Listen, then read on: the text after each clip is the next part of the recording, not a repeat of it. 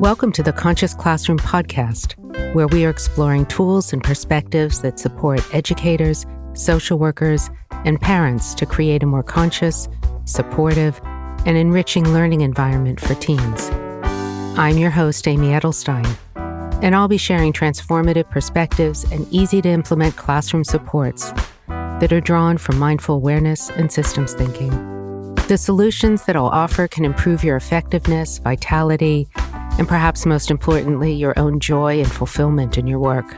I'll be sharing with you the best tools and insights from my 35 years experience with meditation and critical thinking. And I'll also open your minds and hearts to questions that are relevant to us as educators in this culture that we share.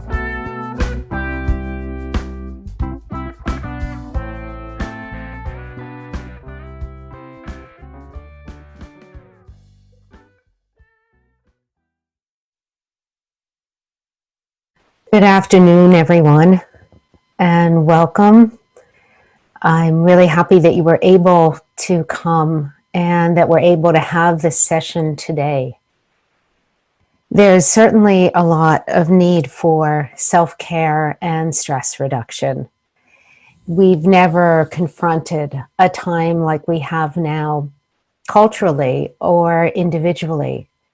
So we're being called on to care for those that we're responsible for through our schools, our workplaces. We're trying to provide for students and youth that we can't reach, and it's confronting and challenging.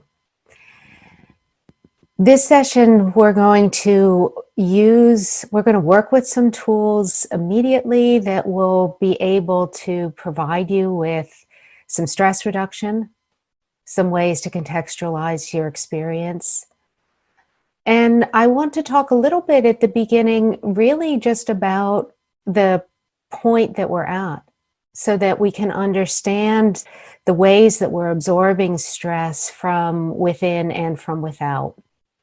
So ways that we'll be able to recontextualize our experience, and that's going to help us as we navigate this moment in time.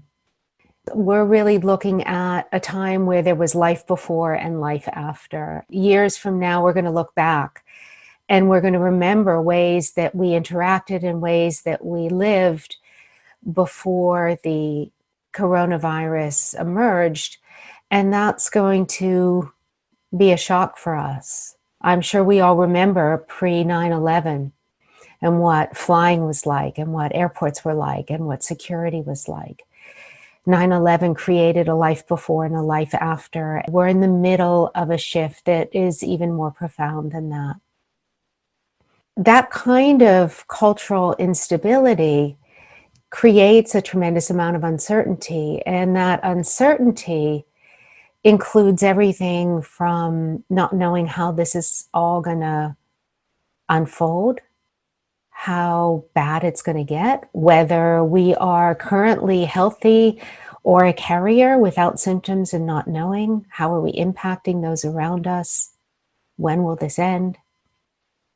We as human creatures like stability, so we like to know what our trajectory is. We like solid ground under our feet. We like to be able to touch and control that which is around us. And that desire for security has enabled the human family to thrive over millennia. So we're in a time that challenges us, that desire of human beings for stability in quite profound ways. But we can work with that. And as educators, we can begin to understand how to work with uncertainty and instability in a way that will give us perspective that provides for inner stability. And that stability is going to help us navigate this time, and it's going to help us help those who depend on us. All of the young people who are in the school system, under our care, in youth programs, who who don't have the kind of ability to contextualize in the way that we do. So we're really able, as adults and mentors and teachers in this time, to support youth in quite an unusual way.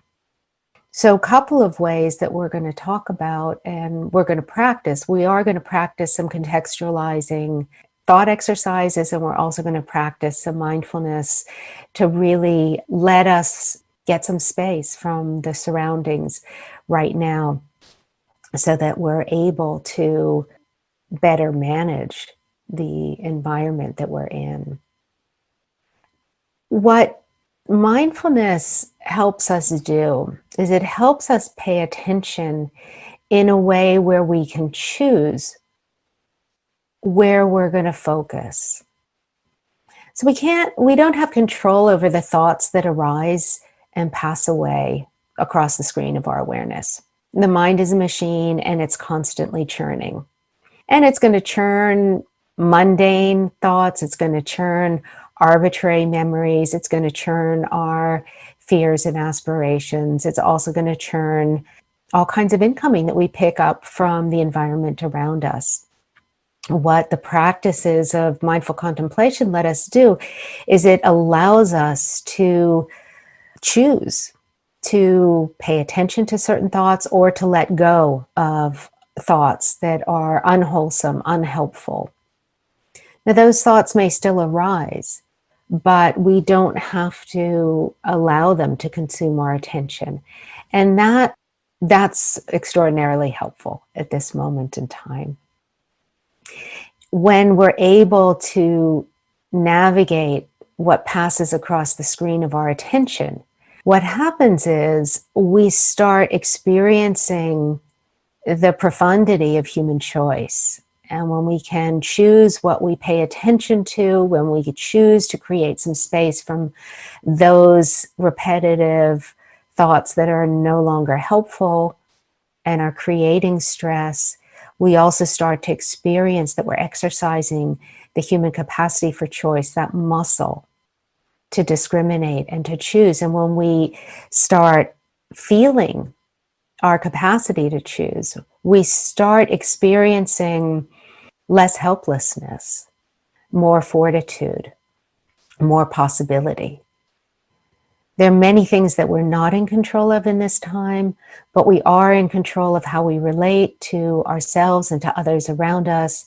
We're often in control of small things, and those small things can be extraordinarily helpful. Relationship is so important in times of crisis.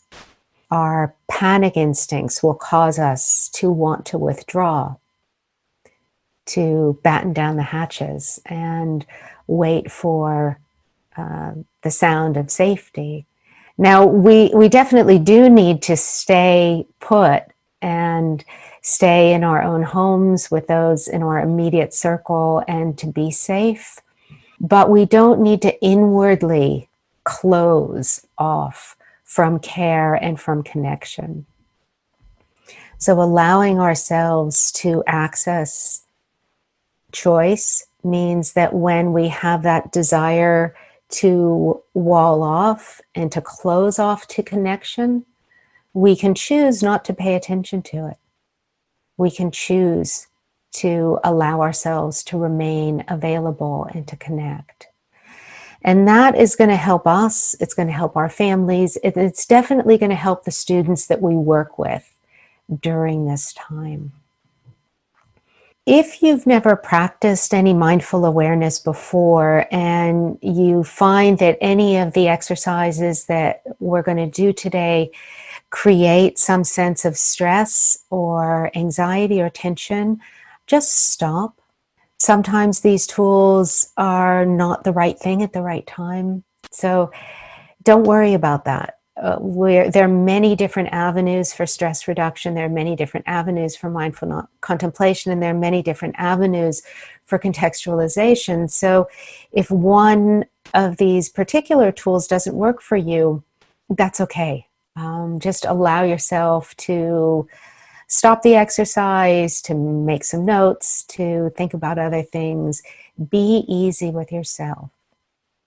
the way that I work with high school students is the same way that I work with adults, is that we always want to be easy with ourselves. We want to allow ourselves to feel that sense of support and guidance and affection for ourselves. We're learning now as a human family, because of the crisis that this infection presents to us, we're learning how to let go. We're learning how to let go of fear and desire. We're learning how to let go of needs that we once thought might have been essential, which are proving now to be not the most important thing.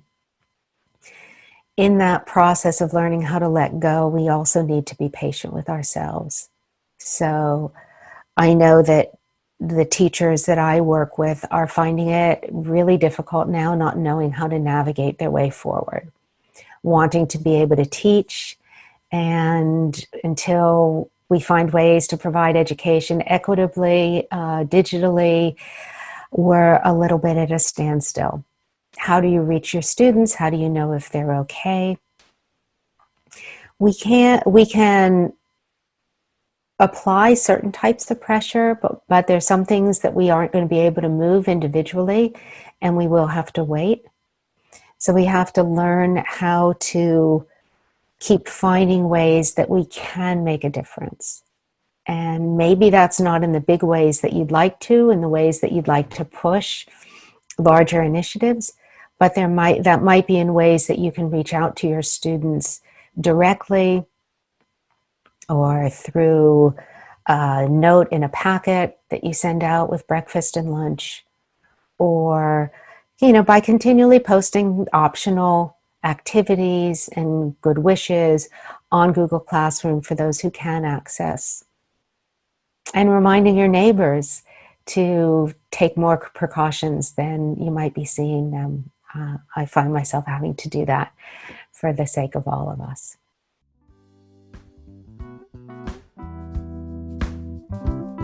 Thank you for listening to The Conscious Classroom. I'm your host, Amy Edelstein. Please check out the show notes on innerstrengthfoundation.net for links and more information. And if you enjoyed this podcast, please share it with a friend and pass the love on. See you next time.